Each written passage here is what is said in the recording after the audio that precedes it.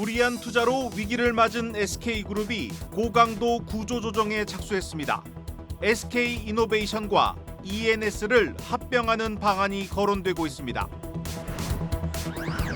빌라로 대표되는 비아파트 주택 시장이 고사 위기를 맞고 있습니다. 빌라 시장의 전세 공급이 끊기면서 아파트의 전세난을 부추기고 있습니다. 부동산 PF 연착륙을 위해 은행과 보험사가 함께 1조 원 규모의 집단 대출을 조성했습니다. 시장 상황에 따라 최대 5조 원까지 확대할 계획입니다. 하반기부터 공공요금 인상이 잇따를 전망입니다. 유류세 인하폭까지 줄어들면서 하반기 물가 불안에 대한 우려가 나오고 있습니다.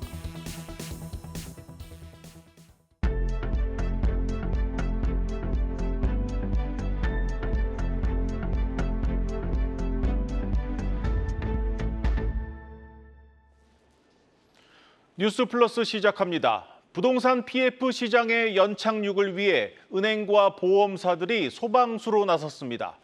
최대 5조 원 규모의 공동대출을 조성해 부동산 PF 시장을 정상화시키기로 했습니다. 먼저 장슬기 기자입니다.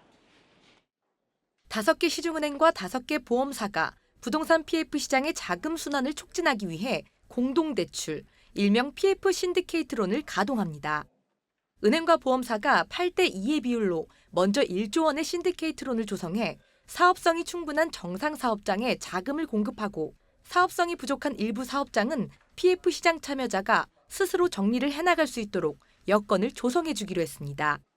향후 5조 원까지 규모를 단계적으로 확대하기로 한 신디케이트론은 신규 사업자에게 대출하는 경락 자금 대출을 비롯해 자율매각 사업장 인수자금 대출, 부실채권 투자기간 대출, 일시적으로 유동성 애로를 겪는 사업장에 대한 대출 등 총 4개 유형에 활용됩니다.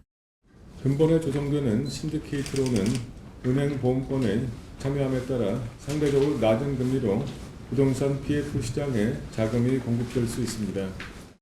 신디케이트론 지원 대상은 토지 매입이 완료된 브릿지론, 착공이나 분양이 아직 시작되지 않은 본 PF 중 소송과 같은 법률 리스크, 대주단 분쟁이 없는 사업장입니다.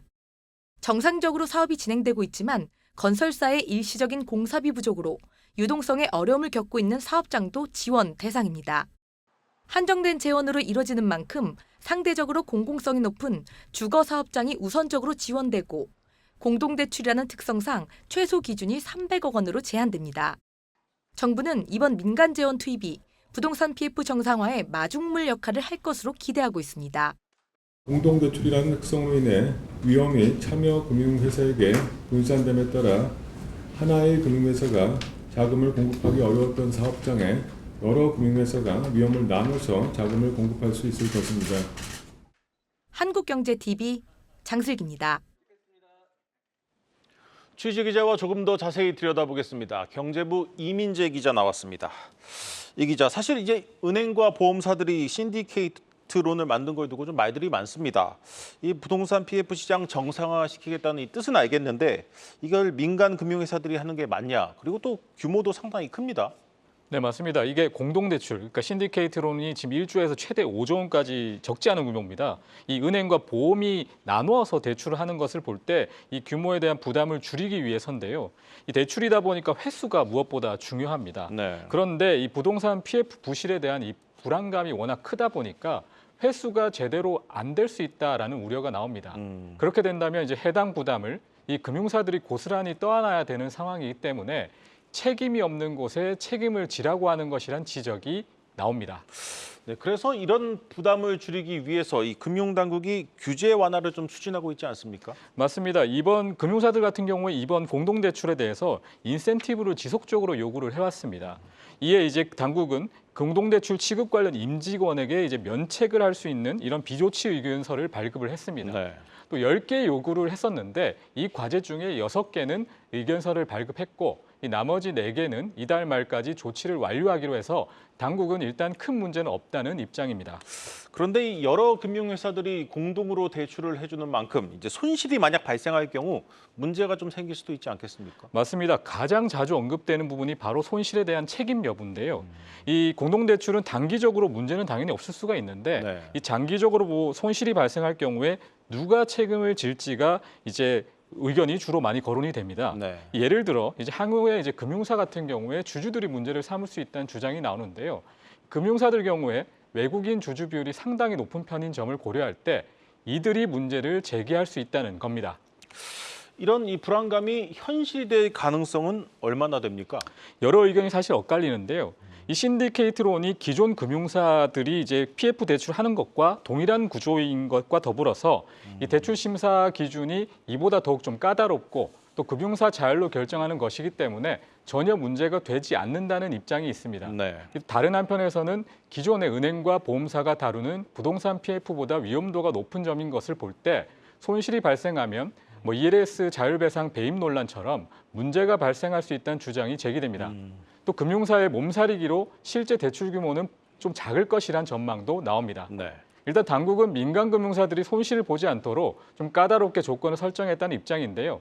뭐 예를 들어 토지 매입 미완료, 뭐 착공과 분양 이후에 공사 중단 사업장은 공동대출이 실행되더라도 사업이 빠르게 진행되기 어렵다는 점을 감안해서 대출을 제한하는 것이 대표적입니다. 네, 잘 들었습니다. 경제부 이민재 기자였습니다.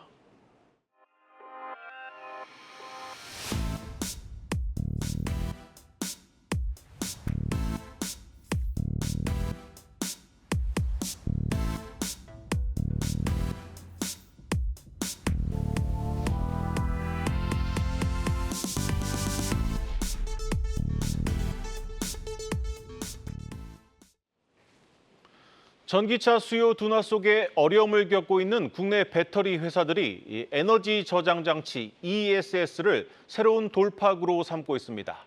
독일 뮌헨에서 배창학 기자가 보도합니다. 저는 지금 인터배터리 유럽 2024가 개최되고 있는 독일 뮌헨 현장에 나와 있습니다.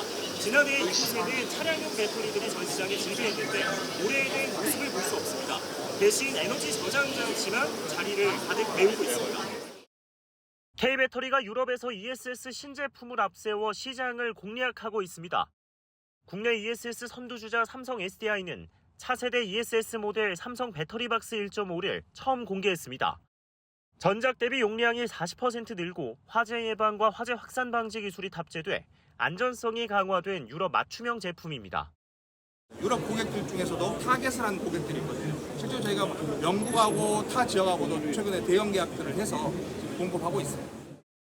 삼성 SDI는 오는 2026년부터 NCA에 이어 LFP ESS를 양산해 NCA와 LFP 투트랙 전략으로 유럽 시장에서 입지를 강화할 계획입니다. LG 에너지 솔루션은 LFP를 적용한 주택, 전력망용 ESS 제품을 처음 선보였습니다.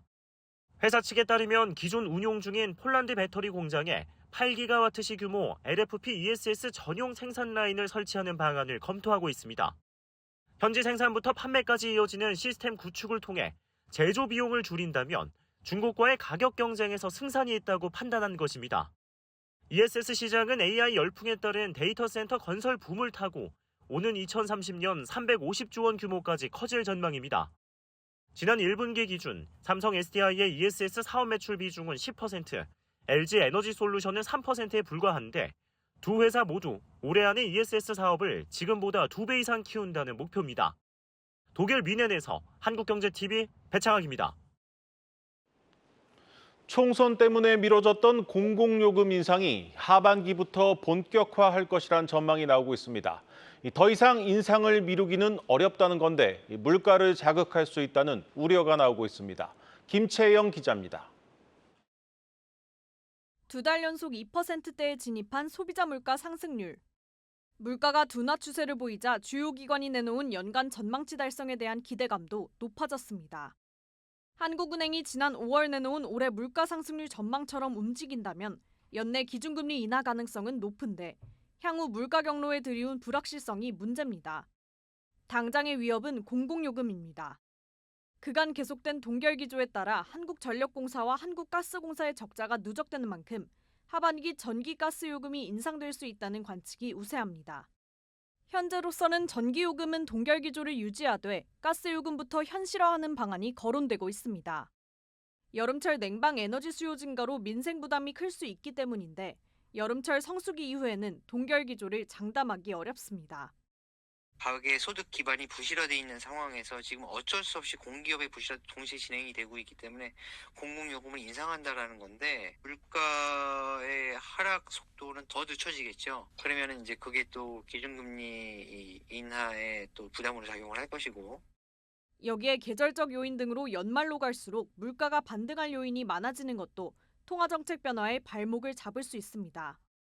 저희 물가 궤적이 8월, 9월, 10월 정도가 연중의 저점입니다. 11월, 12월 지나서 내년 1분기까지는 오히려 물가가 반등하는 궤적에 있습니다. 10월 내외, 늦어도 11월 정도 금리 인하를 하지 못하면 아예 이제 이번 턴에는 조금 더 미뤄야 되는 부분이기 때문에 물가 안정기로 가는 라스트 마일에서 공공요금 인상과 고환율 등 하반기 물가 변수를 맞닥뜨린 한은. 통화정책 변화의 기로에서 한은의 고민은 더 깊어질 것으로 보입니다. 한국경제TV 김채영입니다. 역전세난과 전세 사기 여파로 고사 위기를 맞고 있는 빌라 시장을 살리기 위해 정부가 대책을 내놨지만 현장의 분위기는 시큰둥합니다. 이렇게 빌라 전세 시장이 무너질 경우 아파트 전세난이 더 심각해질 것이란 우려가 나오고 있습니다.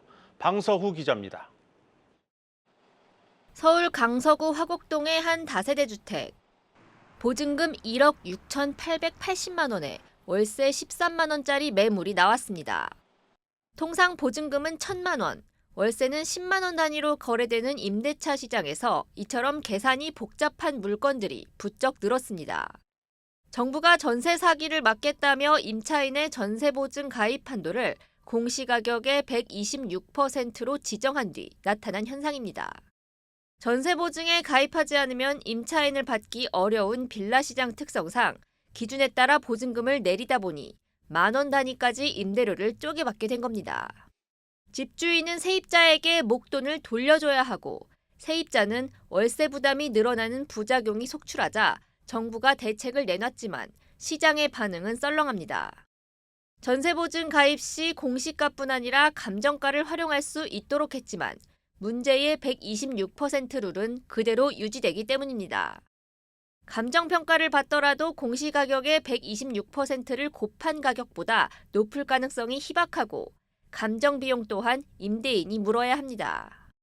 여기에 다음 달부터는 임대사업자 의무가입 대상인 임대보증보험도 전세보증 수준으로 가입 요건이 강화됩니다.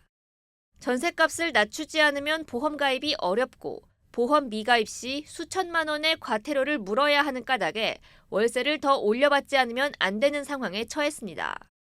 결국에 이런 임대인들에 대한 규제는 임차인들에 대한 피해로 전가되고 이전될 수밖에 또 없는 상황이고요. 특히 서민들이 주거하고 있는 이 형태 주택들의 임대료 부담이 지금도 급등하고 있지만 앞으로도 더 급등할 거라는 우려가 좀 있습니다.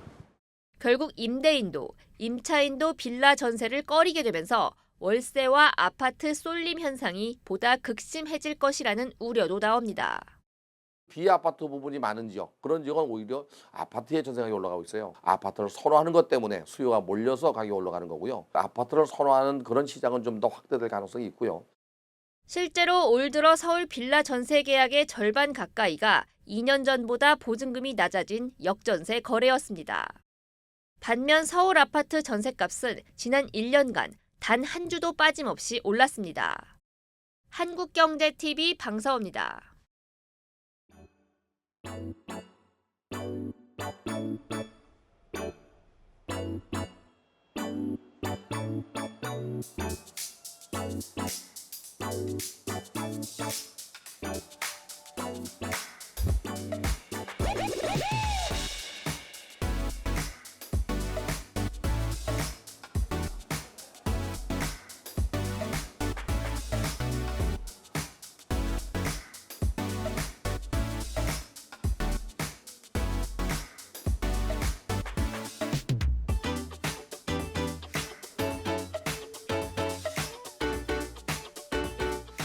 지금 로보틱스 랩에서 개발하고 있는 다양한 로봇 서비스들을 융합해서 배송, 안내, 충전, 자율주차 등으로 연계해서 제공할 계획인데요.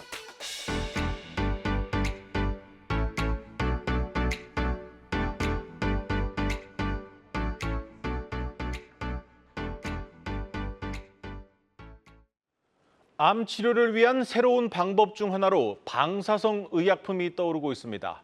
글로벌 제약사들이 시장 선점에 나선 가운데 국내 기업들도 개발에 속도를 내고 있습니다. 박승원 기자입니다. 방사성 미사일 치료제로 불리는 방사성 의약품. 약물에 방사성 동위원소를 붙여 환자의 몸속에 투여하는 치료제로 암을 치료하는 데 쓰입니다. 신체 외부에서 암 발병 부위의 방사선을 조사해 암세포를 사멸시키는 방사선 치료법이 정상세포들까지 손상시키는 데 반해 방사성 의약품은 정상세포엔 영향을 주지 않고 암세포만을 선택적으로 사멸시킵니다. 화학항암제와 표적항암제 등 전통적 항암제의 한계를 극복한 차세대 항암제로 부각받고 있는 배경입니다. 이미 스위스 제약사 노바티스의 전리서만 방사능 의약품이 지난 2022년 미국 식품의약국 FDA 승인에 이어 최근엔 국내 시판 허가도 받으며 시장 선점에 나선 상황. 노바티스의 선전에 일라이릴리, BMS, 아스트라제네카 등 다른 빅파마들도 인수합병 등 대규모 투자에 나서고 있습니다. 방사성 의약품 시장이 새로운 격전지로 떠오르면서 국내 개발 기업에 대한 기대감도 덩달아 커지고 있습니다. 표적 항암제 측면에서의 방사선 원소를 이용한 이런 부분들이 기존의 치료에서 한계를 느꼈던 걸 극복할 수 있는 또 하나의 또 대안으로 부상을 하고 있습니다. 관심 분야와 함께 투자가 이루어진다라고 하면 좋은 성과로 이루어지지 않을까 이렇게 생각합니다. 현재 방사성 의약품 시장 개척에 나선 국내 기업은 퓨처캠, SK바이오팜, 동아 ST 등입니다. 이 가운데 가장 앞선 단계에 있는 것으로 평가받는 기업은 퓨처캠입니다. 전리선 암 환자에 대해 한국과 미국에서 각각 임상을 진행하고 있는데 이미 임상 일상에서 우수한 효과를 입증해 기대감을 키우고 있습니다. SK바이오팜은 방사성 의약품을 차세대 신성장 동력으로 선정해 3년 내 임상에 뛰어든다는 목표를 세웠고 동아 ST는 자회사를 통해 방사성 의약품 개발 관련 저변을 확대하고 있습니다. 우수한 방사성 의약품 개발 기업인 셀비온과 협력해 3세대 링커 기술을 활용해 최고의 ARC 신약이 개발될 수 있도록 노력할 예정입니다. 암치료의 새로운 키워드로 떠오르면서 세계 방사성 의약품 시장은 연평균 8%씩 성장해 오는 2026년 11조 원에 달할 전망. 정부 역시 방사성 의약품 육성에 적극 지원한다고 나선 가운데 국내 기업들이 어떤 성과를 낼지 관심이 모아지고 있습니다. 한국경제TV 박승원입니다. 정부의 기업 밸류업 프로그램이 본격 가동을 시작한 가운데 거론되고 있는 각종 인센티브들을 두고 찬반 의견이 엇갈리고 있습니다. 김대연 기자입니다. 코리아 디스카운트 해소에는 전문가들이 공감하지만 구체적인 실행 방안을 두고 공방이 펼쳐지고 있습니다. 올해 정부와 한국거래소가 추진한 밸류업 정책에 알맹이가 빠졌다는 지적이 다수를 차지합니다. 강제성이 아닌 자율성에 방점이 찍히면서 상장기업의 적극적인 참여를 유도할 유인책이 턱없이 부족하기 때문입니다. 밸류업 프로그램이 한때 유행에 그치지 않고 빠르게 정착하려면 세제 혜택 같은 인센티브나 부실 기업의 상장 폐지 등 강력한 규제가 필요하다는 설명입니다. 밸류업 벤치마킹 대상인 일본도 지난 2022년 기업의 상장 유지 요건을 강화했고 올해부터 신니사를 도입하면서 개인 투자 자금을 주식시장에 끌어들이는 데 성공했습니다. 상속세 등 세제에 있어가지고 지배주주와 일반 주주의 이익을 일치시키는 인센티브가 필요하다. 그다음에 어떤 시장의 투자자들의 요구, 시장의 분위기 이런 부분들이 이제 갖춰져야 되는데 일단은 기업들이 이 기업가치 제고 계획 공시가 필요하다라는 공감대가 형성이 돼야 되겠죠. 세제 개편의 필요성을 인지한 정부도 배당소득 분리과세와 상속세율 인하, 금융투자소득세 폐지 등 내용이 담긴 2025년도 세법 개정안을 다음 달 발표할 예정입니다. 반면 밸류업 프로그램을 장기적인 호흡으로 이어나가기 위해 상장기업 간 경쟁을 촉진해야 한다는 의견도 나오고 있습니다. 시장 참여자들이 인센티브나 페널티에 너무 기대감을 크게 가지는 것은 바람직하지 않다. 인센티브 페널티가 사라지거나 변경됐을 경우에는 정책이 의도한 대로 제대로 효과를 못 거둔다라는 부작용도 있을 수 있습니다. 자녀에게 공부하라고 용돈을 주거나 회초리를 드는 것보다 왜 공부해야 하는지 스스로 깨닫게 하는 것이 더 중요하다는 설명입니다. 실제로 밸류업 공시에 나선 기업이 아직 5곳에 불과하지만 향후 피어 프레셔를 통해 기업 가치 제고 효과가 증폭될 것이라는 기대감이 커지고 있습니다. 밸류업 프로그램이 성공적으로 안착하려면 당근과 책찍, 동종업계 간 경쟁 모두 조화롭게 작동하는 것이 최우선 과제가 될 전망입니다. 한국경제TV 김대현입니다. 중국 부동산 시장이 내년부터 반등할 것이라며 중국 내수 기업에 주목할 필요가 있다는 의견이 나왔습니다. 박찬휘 기자입니다. 미국 투자 리서치 회사 모닝스타의 로레인 탄 아시아 증시 리서치 센터장은 한국경제TV와의 단독 인터뷰에서 중국 증시의 발목을 잡아왔던 부동산 시장의 침체가 내년에는 해소될 것이라고 내다봤습니다. We start to see the excess supply in real estate start to be absorbed. What we anticipate is that should provide a floor to real estate prices, and that should start to hopefully rise in 2025. 그러면서 현재 다수의 중국 부동산 기업들이 장부 가치에 비해 매우 낮은 가격에 거래되고 있다며 주가가 하락할 때마다 분할 매수로 대응할 것을 조언했습니다. 실제로 지난 3년간 미국의 S&P 500 지수가 48% 급등한 반면 중국 상해 종합 지수는 11%, 홍콩 항생 지수는 30% 급락하는 등 중화권 증시는 극도의 부진을 겪고 있습니다. So we probably advocate buying whenever there's a pullback in companies like Kohli, China Resources Land, Songhai, for example.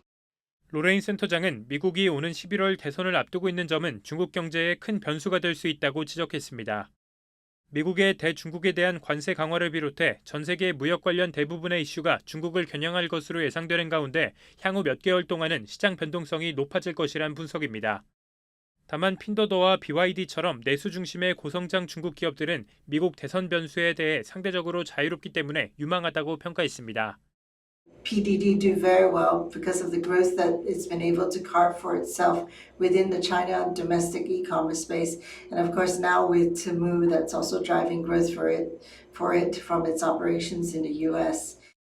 끝으로 로레인 센터장은 전체적으로 아시아 증시를 보면 한국을 비롯해 주요국 증시가 상대적으로 저평가되어 있다며 여전히 기회가 많고 외국인 투자자들도 이를 인식하고 있다고 평가했습니다.